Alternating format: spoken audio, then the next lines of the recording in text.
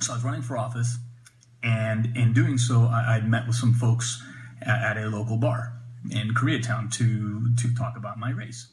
And that's not why I'm saying this, but this is exactly what happened. And in this, there was these young ladies who were serving us alcohol. But what I didn't notice is they only serve you a very little small portion of drink at a time. And to me, I thought it was cultural, and pardon my ignorance on it, but I thought it was the norm to have that happen. I quickly noticed that they didn't understand the language, and quickly noticed that they were extremely young. And I don't remember their faces. I remember what they looked like, and I remember that they were sitting very close to us. And when you're in the heat of the moment of talking about my race, I really didn't focus too much on what was going on around me. But it was a bar with karaoke rooms on the side, with the drapes that go on the side, and it was a 20-minute meeting. So I rush out of there and I go about my business.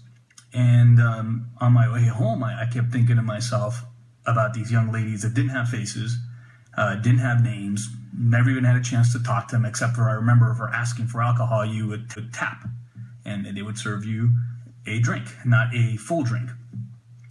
And on my way home, the torment in my mind kept increasing, that could be the potential, and I don't allege that it happened, but it could be the potential that I sat in a place that had victims of human trafficking, and that these young ladies without names, without faces, must have sat there thinking that I may have been the guy to purchase the service that night.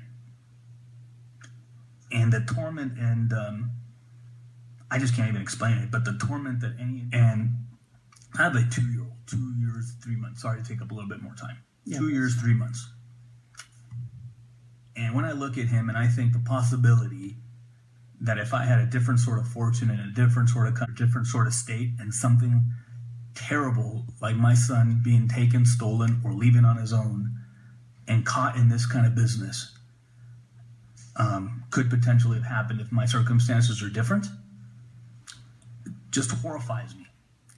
And for me to sit here and not try to do the most that I possibly can, and particularly with our districts in every major city, San Diego, Los Angeles, you guys know San Francisco, Sacramento, every major city, and for us to turn an eye and not do something, I just couldn't do it. It would be a horrific mistake to sit in the legislature and not be able to do something towards that. And for that reason, I'm motivated, and for that reason, I'm interested. Now, having said that, I've asked my district director to take some rides with ABC, because they do some of this type of work at night. Now, they can't necessarily prosecute, but what they can get them is on technicalities of serving alcohol after a certain time, etc. And that's the reason I really got motivated, and that's the reason I really took up a bill. And granted, there's arguments about constitutional rights, but some laws are unjust and they're made to change. We're lawmakers. We change laws when we see the need to change laws. At one point in time, the laws of this country allowed slavery. That got changed. And at this point in the country, we face an epic crisis on this that requires us to act and to change. And if that's not the avenue, that's fine. I'm okay with that not being the brightest idea. Maybe we'll think of a different idea that helps us to curb this.